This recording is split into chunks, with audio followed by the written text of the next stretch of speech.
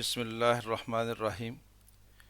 Dear students, welcome to educational channel KMCH. I am Khalid Mahmood from KMCH Physics Academy. Our subject is Physics of class 10th. We are solving its MCQs. Today we have to solve MCQs of unit number 13. Unit number 13 is electrostatics.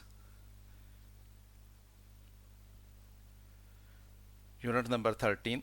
Choose the correct answer from the following choices. Question number 1. A positive electric charge. Option हमें दी गई हैं A पे attracts other positive charge, B पे repels other positive charge और C पे option है attracts a neutral charge और डी पे ऑप्शन है रिपेल्स अ न्यूट्रल चार्ज। कि एक पॉजिटिव इलेक्ट्रिक चार्ज है हमारे पास और हमसे पूछा गया है कि क्या वो दूसरे पॉजिटिव चार्ज को अट्रैक्ट करेगा या वो पॉजिटिव चार्ज को दूसरे को रिपेल करेगा या वो न्यूट्रल चार्ज को अट्रैक्ट करेगा या वो न्यूट्रल चार्ज को रिपेल करेगा। तो हमें ये मालूम है like charges always repel each other, unlike charges always attract each other. तो जब हमें ये मालूम है कि लाइक चार्जेस जो हैं वो एक दूसरे को रिपेल करते हैं और अनलाइक चार्जेस जो हैं एक दूसरे को अट्रैक्ट करते हैं, तो एक पॉजिटिव इलेक्ट्रिक चार्ज जो है वो अट्रैक्ट अदर पॉजिटिव चार्ज तो वो उसको अट्रैक्ट नहीं करेगा, क्योंकि लाइक चार्जेस हैं, लाइक चार्जेस एक दूसरे को रिपेल करते हैं। बी पे ऑप्शन है रिपेल्स अदर पॉजिटिव चार्ज, तो ये हमारा ऑप्शन जो है करेक्ट है कि positive electric charge will repel other positive charge. तो हम इसके सामने जो सर्कल है इसको ब्लैक करते हैं। Question number 2, an object gains excess negative charge. कि एक ऑब्जेक्ट है उसने एक्सेस नेगेटिव चार्ज गेन कर लिया है after being rubbed against an other object, जब उसको एक दूसरे ऑब्जेक्ट के साथ रब किया गया, विच बिकम्स जो हो जाएगा। अब ये क्वेश्चन जो है इसमें हमें ये कहा गया है कि दो ऑब्जेक्ट्स हैं उनको हमने आपस में रब किया है, एक ऑब्जेक्ट जो है उसने एक्सेसिव नेगेटिव चार्ज जो है वो गेन कर लिया है और हमसे ये पूछा गया है कि दूसरा ऑब्जेक्ट जो है वो क्या हो जाएगा, उसके ऊपर क्या चार्ज आ जाएगा। अब एक तो अंडरस्टैंडिंग इसकी ये है। अब बहुत सारी जो बुक्स हैं आपकी और जो बहुत सारे यूट्यूब चैनल्स के ऊपर वीडियोस अपलोड हुई हैं उसमें इस क्वेश्चन को अंडरस्टैंड किया गया है कि N object gains excessive negative charge after being rubbed against an other object which becomes जो हो जाएगा। यानी जब हमें ये खुद क्वेश्चन में बता दिया गया है कि वो ऑब्जेक्ट जो है उसने एक्सेसिव नेगेटिव चार्ज गेन किया है, तो अब हमसे ये तो नहीं पूछा जाएगा कि क्या वो नेगेटिवली चार्ज हो जाएगा कि नहीं हो जाएगा। तो इसका मतलब ये कि हमसे यहाँ पे ये पूछा गया है कि अदर ऑब्जेक्ट जो है वो क्या हो जाएगा। तो हमने उस रेफरेंस से इसका जवाब देना है। तो ए पे हमें कहा गया न्यूट्रल होगा, बी पे हमें कहा गया नेगेटिवली चार्ज होगा और सी पे कहा गया है पॉजिटिवली चार्ज होगा और डी पे कहा गया either A B or C, कि तीनों में से कुछ भी हो जाएगा, न्यूट्रल हो जाएगा या नेगेटिव चार्ज हो जाएगा या पॉजिटिवली चार्ज हो जाएगा। When two objects are rubbed together they acquire opposite charges, तो वो अपोजिट चार्जेस एक्वायर करते हैं। If one object gains excessive negative charge, अगर एक ऑब्जेक्ट जो है उसने एक्सेसिव नेगेटिव चार्ज गेन कर लिया है, then it will become negatively charge, तो वो तो नेगेटिवली चार्ज हो जाएगा। And the other will one will lose negative charge, तो दूसरा जो है वो नेगेटिव चार्ज लूज करेगा ज़ाहिर है, एंड बिकम्स पॉजिटिवली चार्ज, तो वो पॉजिटिवली चार्ज हो जाएगा। तो इसलिए मेरी अंडरस्टैंडिंग ये है कि इस क्वेश्चन के आंसर में सी वाला आंसर जो है ये करेक्ट है, कि यानी दूसरा ऑब्जेक्ट जो है वो पॉजिटिवली चार्ज हो जाएगा। Question number 3, two uncharged objects A and B are rubbed against each other. कि दो ऑब्जेक्ट थे ए और बी जो कि अनचार्ज थे, उनको हमने आपस में रब कर दिया। When object B is placed near a negatively charge object C, तो उनमें से जो बी था उसको हमने एक तीसरा ऑब्जेक्ट जो था सी उसके करीब किया जो कि नेगेटिवली चार्ज था, यानी सी जो है वो नेगेटिवली चार्ज था। The two objects repel each other, तो उन दोनों ने एक दूसरे को रिपेल किया, यानी बी और सी ने एक दूसरे को रिपेल किया। Which of the following statement is true about object A के बारे में इनमें से कौन सी स्टेटमेंट ट्रू है? नंबर ए रिमेन्स अनचार्ज, यानी ए के ऊपर कोई चार्ज नहीं था, वो अनचार्ज रहा है। बी पे ऑप्शन है बिकम्स पॉजिटिवली चार्ज, क्या वो पॉजिटिवली चार्ज हो गया था ए। और सी पे ऑप्शन है बिकम्स नेगेटिवली चार्ज, क्या उसके ऊपर नेगेटिव चार्ज था। और डी पे कहा गया अनप्रिडिक्टेबल, यानी हम उसका अंदाज़ा नहीं कर सकते कि पॉजिटिवली चार्ज हुआ है या नेगेटिवली चार्ज हुआ है। तो हमें ये मालूम है like charges always repel each other, कि लाइक चार्जेस जो है एक दूसरे को रिपेल करते हैं। तो बी और सी ने एक दूसरे को रिपेल किया, so charge on B and C is same, इसका मतलब बी और सी के ऊपर लाइक चार्जेस थे। क्योंकि बी के ऊपर हमें बताया गया, सी के ऊपर बताया गया हमें कि वो नेगेटिवली चार्ज था, तो इट मीन्स के बी भी नेगेटिवली चार्ज था। तो B and C is same, that is negative. तो जब बी के ऊपर नेगेटिव चार्ज था तो हमें ये मालूम है ए और बी जो हैं उनके ऊपर जब उनको रब किया है तो जो चार्ज आया होगा वो एक दूसरे के अपोजिट होगा। बी के ऊपर अगर नेगेटिव चार्ज आया है तो इट मीन्स कि ए के ऊपर लाजमी पॉजिटिव चार्ज आया होगा। So charge on A will be opposite to that of B, that is positive. तो ए के ऊपर पॉजिटिव चार्ज आया होगा, तो हम उस ऑप्शन को करेक्ट करते हैं, becomes positively charged। इसको क्वेश्चन को थोड़ा सा और एक्सप्लेन कर दें डायग्राम के साथ। ये दो हमारे पास ऑब्जेक्ट हैं ए और बी, और इनके ऊपर कोई चार्ज नहीं है। A and B are rubbed with each other, they will acquire opposite charges, तो इनके ऊपर अपोजिट चार्जेस आएंगे। अब हम बी को ले गए हैं एक और ऑब्जेक्ट सी के पास, और सी के ऊपर ये नेगेटिव चार्ज है और सी ने इसको रिपेल कर दिया। Charge on C is negative, C repels B, it means B is also negatively charged because like charges repel each other। क्योंकि like charges repel करते हैं, C ने B को repel किया है, तो it means कि B के ऊपर वही चार्ज है जो C के ऊपर है। तो C के ऊपर नेगेटिव चार्ज है तो it means B के ऊपर भी नेगेटिव चार्ज है। तो जब B के ऊपर नेगेटिव चार्ज है तो B और A को रब किया गया था, तो A के ऊपर जो चार्ज आना है वो B से अपोजिट आना है। If B is negatively charged, then the charge on A will be opposite to B, that is positive। तो A के ऊपर पॉजिटिव चार्ज आएगा। Question number 4, when you rub a plastic rod against your hair, कि अगर एक plastic का rod है, जैसे हम बालों में कंघी करते हैं तो वो प्लास्टिक की कंघी होती है, तो आप यूँ समझ लें कि प्लास्टिक की कंघी की बजाय प्लास्टिक का रॉड है जो हमने बालों में रब किया है सेवरल टाइम्स, कई दफ़ा रब किया। And put it near some bits of paper, और पेपर के छोटे छोटे टुकड़ों के करीब उसको कर दिया। The pieces of paper are attracted towards it, तो वो पीसेज ऑफ पेपर जो थे वो उस प्लास्टिक रॉड की तरफ अट्रैक्ट हो गए हैं। What does this observation indicate, ये ऑब्जर्वेशन क्या इंडिकेट करती है, इससे हमें क्या पता चलता है? नंबर ए पे हमें ये कहा गया है the rod and the paper are oppositely charged, कि रॉड और पेपर जो हैं वो अपोजिटली चार्ज्ड हैं, इसलिए वो रॉड ने उन पेपर्स को अट्रैक्ट किया। बी पे हमें कहा गया the rod acquires a positive charge, क्या रॉड के ऊपर पॉजिटिव चार्ज आ गया था इसलिए। सी पे हमें कहा गया the rod and the paper have the same charge, कि रॉड के ऊपर और पेपर के ऊपर सेम चार्ज था इसलिए। और डी पे हमें कहा गया the rod acquires a negative charge, कि रॉड के ऊपर नेगेटिव चार्ज था इसलिए।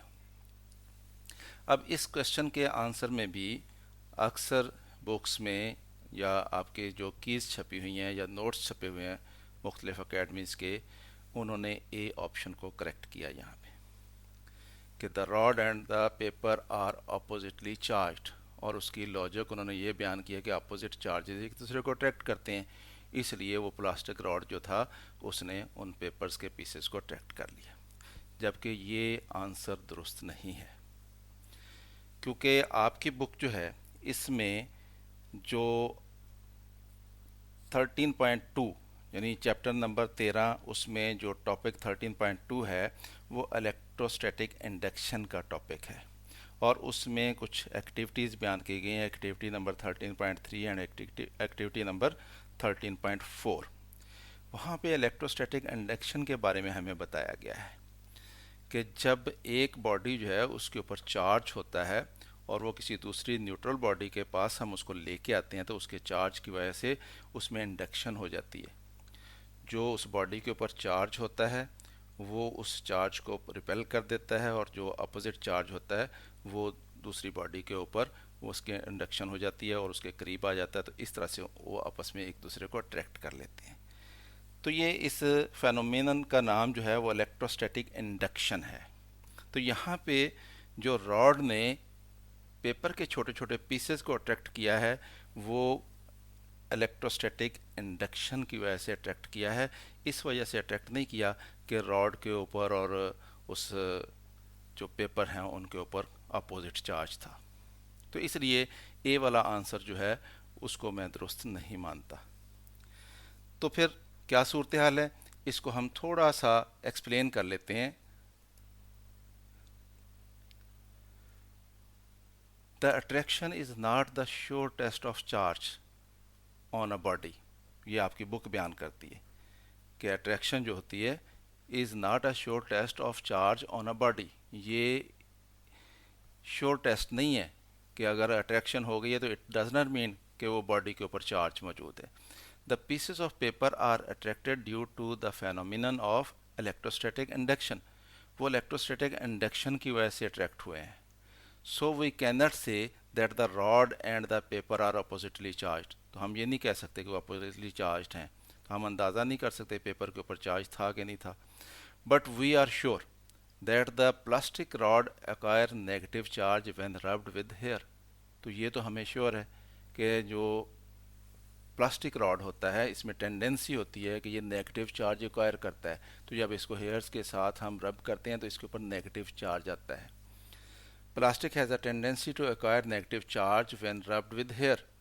When this negatively charged plastic rod is brought close to paper pieces, an opposite charge is induced in the paper and the opposite charges attract और opposite charges attract करते हैं, so the paper pieces are attracted by the rod। तो इसलिए हम ये तो कह सकते हैं कि the rod acquires a negative charge, कि उसने नेगेटिव चार्ज एक्वायर किया है, और अट्रैक्शन जो है वो इलेक्ट्रोस्टैटिक फेनोमेनन की वजह से हुई है। हम ये नहीं कह सकते कि रॉड और पेपर जो है उनके ऊपर अपोजिट चार्ज था। तो इसलिए डी वाला ऑप्शन जो है इसको मैं करेक्ट मानता हूँ। Question number 5, according to Coulomb's law what happens to the attraction of two oppositely charged objects as their distance of separation increases। कि अगर दो हमारे पास ऑब्जेक्ट्स हैं और दोनों अपोजिटली चार्ज्ड हैं तो उनके दरमियान जो force according to Coulomb's law when what happens to the attraction of two oppositely charge objects. Oppositely charge object होंगे तो ज़ाहिर है उनके दरमियान फोर्स ऑफ अट्रैक्शन होगी। हमसे ये पूछा गया है कि their distance of separation increases. अगर उनका डिस्टेंस ऑफ सेपरेशन इंक्रीज कर दिया जाए तो फिर क्या होगा। और ए पे हमें ये कहा गया कि वो फोर्स ऑफ अट्रैक्शन जो है वो इंक्रीज हो जाएगी यानी इंक्रीजेस। बी पे कहा गया है डिक्रीजेस, डिक्रीज हो जाएगी। सी पे कहा गया रिमेन्स अनचेंज्ड, तो अनचेंज रहेगी। डी पे हमें कहा गया कैन नॉट बी डिटर्मिन्ड, हमें ये अंदाज़ा नहीं हो सकता कि क्या होगा। तो हमें ये मालूम है according to Coulomb's law, Coulomb's law क्या है, एफ इज इक्वल टू के Q1 Q2 over r square होता है, कूलम्स लॉ की मैथमेटिकल फॉर्म है। और हमें ये मालूम है F proportional to 1 over r square होगा, यानी एफ आर स्क्वायर के इन्वर्सली प्रोपोर्शनल है। अगर इस आर को इंक्रीज़ करेंगे तो ये एफ डिक्रीज़ होगा, अगर इस आर को डिक्रीज़ करेंगे तो ये एफ इंक्रीज़ होगा। So if r will increase the F will decrease. तो अगर हम उनके दरमियान सेपरेशन जो है उसको इंक्रीज़ करेंगे यानी डिस्टेंस इंक्रीज़ करेंगे तो फोर्स ऑफ अट्रैक्शन जो है वो डिक्रीज़ हो जाएगी। हमारा ऑप्शन जो है बी वाला करेक्ट है।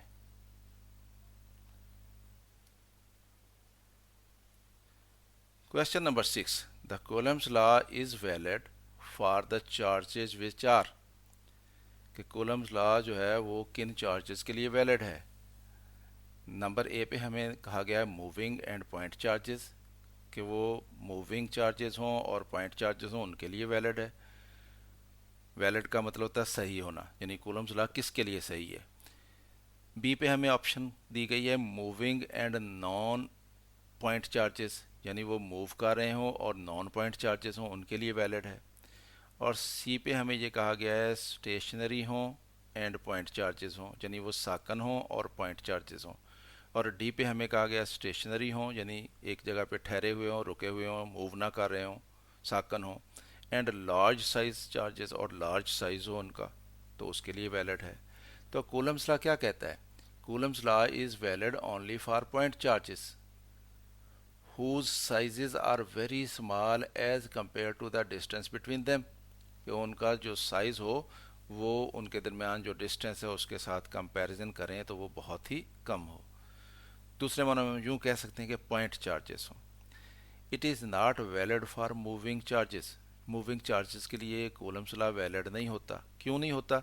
Because magnetic field is associated with moving charges, moving charges जो हैं वो करंट बनता है और करंट की वजह से मैग्नेटिक फील्ड होता है, और मैग्नेटिक फील्ड होता है तो फिर मैग्नेटिक फोर्स भी एक्ट कर रही होती है।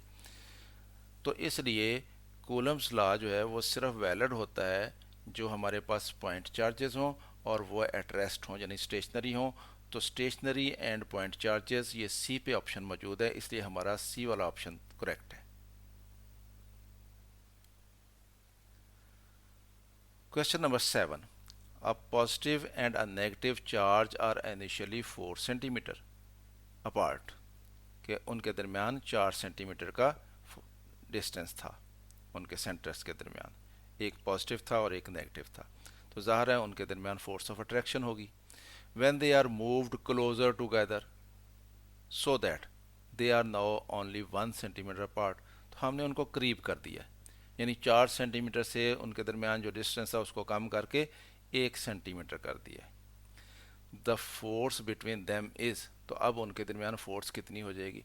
ये तो हमें पता है कि फोर्स ऑफ अट्रैक्शन जो है वो कूलम्स लॉ ये कहता है कि वो उनके दरमियान जो डिस्टेंस होता है उसके स्क्वायर के इन्वर्सली प्रोपोर्शनल होती है। डिस्टेंस कम होगा तो फोर्स ज़्यादा हो जाएगी, डिस्टेंस ज़्यादा होगा तो फोर्स कम हो जाएगी। तो यहाँ पे 4 सेंटीमीटर डिस्टेंस ज़्यादा था तो यहाँ पे 1 सेंटीमीटर डिस्टेंस कम हो गया। जब डिस्टेंस कम हो गया तो फोर्स बढ़ जानी है, तो ये तो हमें मालूम है। अब जो ऑप्शन दी गई है वो क्या है? नंबर ए हमें ये कहा गया है कि वो 4 टाइम्स स्मॉलर देन बिफोर, क्या वो 4 टाइम्स कम हो जाएगा, यानी 1/4 रह जाएगा। बी पे हमें कहा गया 4 times larger than the before, क्या वो 4 गुना बढ़ जाएगा, यानी जितनी फोर्स पहले थी उससे 4 गुना ज़्यादा हो जाएगी। सी पे हमें कहा गया 8 टाइम्स लार्जर देन बिफोर, कि जितनी फोर्स पहले थी उससे 8 गुना ज़्यादा हो जाएगी। और डी पे हमें कहा गया 16 टाइम्स लार्जर देन बिफोर, कि क्या वो 16 गुना ज़्यादा हो जाएगी, 16 टाइम्स ज़्यादा हो जाएगी। तो हमें मालूम है according to Coulomb's law F क्या होता है, वो के Q1 Q2/R² होता है।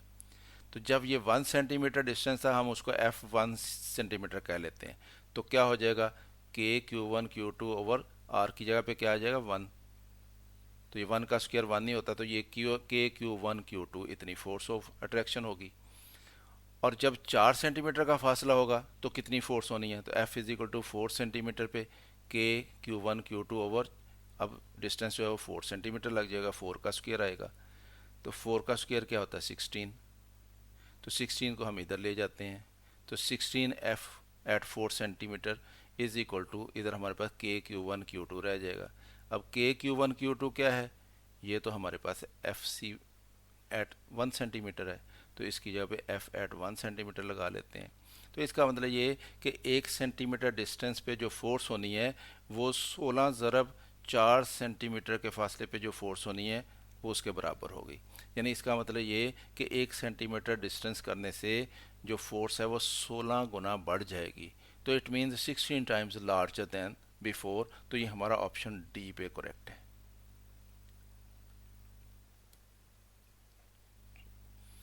Question number 8. 5 joules of work is needed to shift 10 coulomb of charge from one place to another.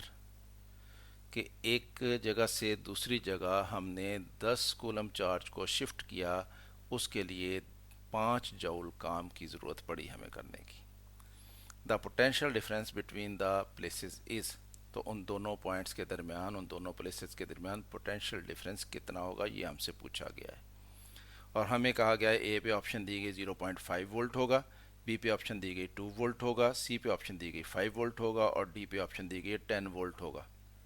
तो हमें ये मालूम है कि जब हमारे पास कोई इलेक्ट्रिक फील्ड हो तो उसके डिफरेंट पॉइंट्स जो हैं उनके ऊपर पोटेंशियल डिफरेंस जो है वो मुख्तलिफ होता है, पोटेंशियल जो है वो डिफरेंट होता है। और अगर हमने किसी चार्ज पार्टिकल को उस इलेक्ट्रिक फील्ड के अंदर मूव करना हो, तो अगर हम उसको अगेंस्ट द फील्ड मूव करें तो फिर हमें उसके ऊपर वर्क करना पड़ता है। और अगर हमें एक कूलम चार्ज को मूव करने के लिए 1 जूल वर्क करना पड़े, तो फिर दोनों पॉइंट्स होते हैं उनके दरमियान इलेक्ट्रिक पोटेंशियल जो है वो 1 वोल्ट होता है। तो हमें ये कहा गया है कि 5 जूल वर्क करना पड़ा हमें, और चार्ज कितना मूव किया हमने, 10 कूलम। तो V is equal to W/Q, work done per unit charge.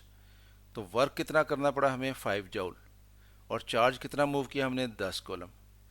तो 5/10 क्या होता है, 0.5, और जूल ओवर कूलम ये वोल्ट्स बनेंगे।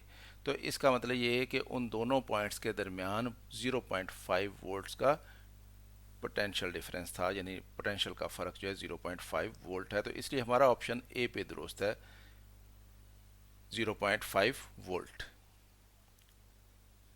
Question number 9, two small charged spheres are separated by 2 millimetre, के दो हमारे पास स्फीयर हैं, छोटे स्फीयर हैं, और उनके दरमियान जो सेपरेशन है वो 2 मिलीमीटर की है।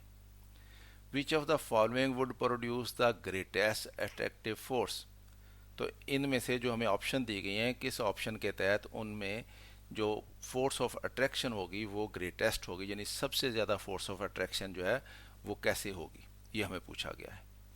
ए पे हमें कहा गया है कि अगर दोनों के ऊपर चार्ज जो है एक के ऊपर 1 कुल एक के ऊपर जो है 1 क्यू चार्ज हो और दूसरे के ऊपर पॉजिटिव 4 क्यू चार्ज हो। और बी पे कहा गया है कि एक जो है वो -1 क्यू हो और दूसरा -4 क्यू हो। और सी पे हमें कहा गया है कि एक के ऊपर पॉजिटिव 2 क्यू हो और दूसरे के ऊपर भी पॉजिटिव 2 क्यू हो। और डी पे हमें कहा गया है कि एक के ऊपर पॉजिटिव 2 क्यू हो और दूसरे के ऊपर नेगेटिव 2 क्यू हो, यानी एक के ऊपर पॉजिटिव चार्ज और दूसरे के ऊपर नेगेटिव चार्ज। अब हमें ये मालूम है कि हमसे कहा गया ग्रेटेस्ट अट्रैक्टिव फोर्स, कि अट्रैक्टिव फोर्स होनी चाहिए उसके उनके दरमियान सबसे ज़्यादा। तो हमें ये मालूम है अट्रैक्टिव फोर्स तो तभी होती है जब दोनों सफ़ेयर्स जो हैं उनके ऊपर जो चार्ज है वो अपोजिट होगा, तो फिर ही फोर्स ऑफ अट्रैक्शन होगी। सिमिलर चार्जेस तो एक दूसरे को रिपेल करते हैं।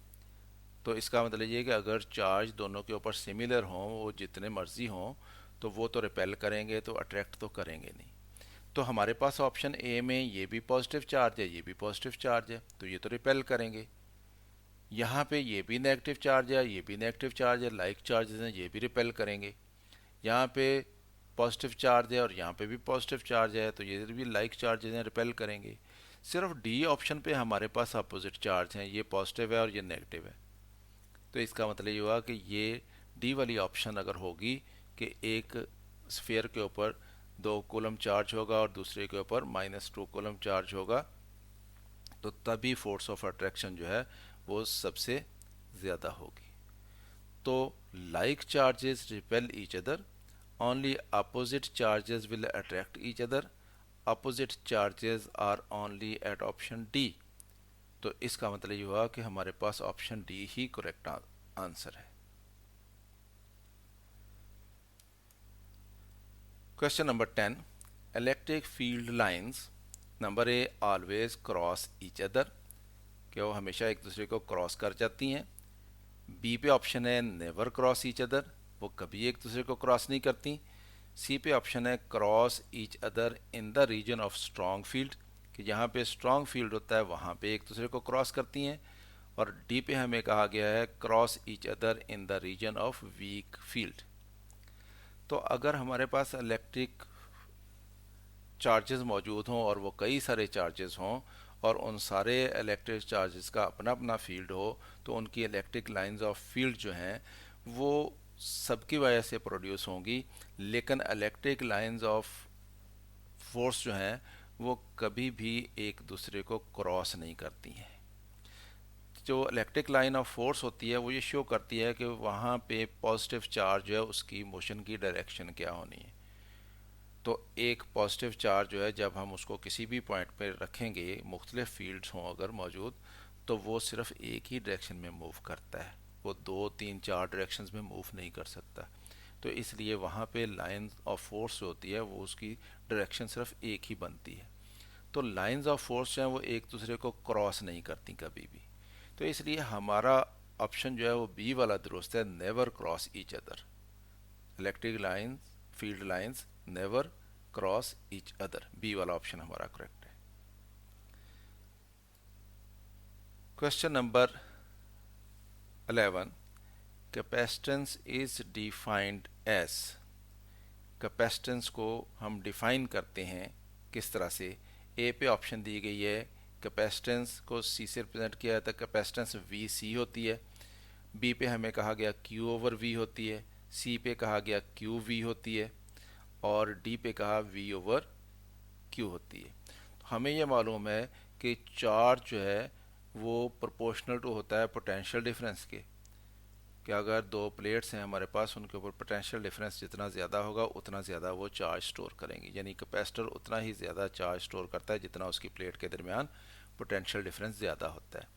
तो Q is equal to C V आएगा, यानी साइन ऑफ प्रोपोर्शनलिटी को इक्वल में हमने तब्दील कर दिया है तो कांस्टेंट देना पड़ता है। यहाँ पे कांस्टेंट के तौर पर ये कैपेसिटेंस आई है, सी से रिप्रेजेंट करते हैं हम उसको। तो सी किसके बराबर आ जाएगा, क्यू ओवर वी के। तो C is equal to Q over V. ये हमारी ऑप्शन जो है वो दुरुस्त है। कैपेसिटेंस को हम डिफाइन करते हैं क्यू ओवर वी। तो क्यू ओवर वी कहाँ पे ऑप्शन मौजूद है, बी पे मौजूद है। तो इसलिए हमारा बी वाला आंसर जो है ये करेक्ट हुआ। स्टूडेंट्स, ये हमने इलेक्ट्रोस्टैटिक का जो यूनिट था हमारा, इसके हमने तमाम एमसीक्यूज जो थे बुक के पीछे जो एक्सरसाइज में दिए होते हैं उनको हमने देख लिया। उम्मीद है ये वीडियो आपको पसंद आएगी। अगर पसंद आए तो इसको लाइक कर लिया करें, ख़ुद भी देखा करें, दोस्तों को भी दावत दिया करें। चैनल अगर सब्सक्राइब नहीं किया अभी तक तो इसको सब्सक्राइब कर लें ताकि इस तरह की मज़ीद वीडियोज़ जो हैं वो आप तक पहुँचती रहें। मेरी तरफ से अल्लाह हाफ़िज़, शाद रहें, आबाद रहें।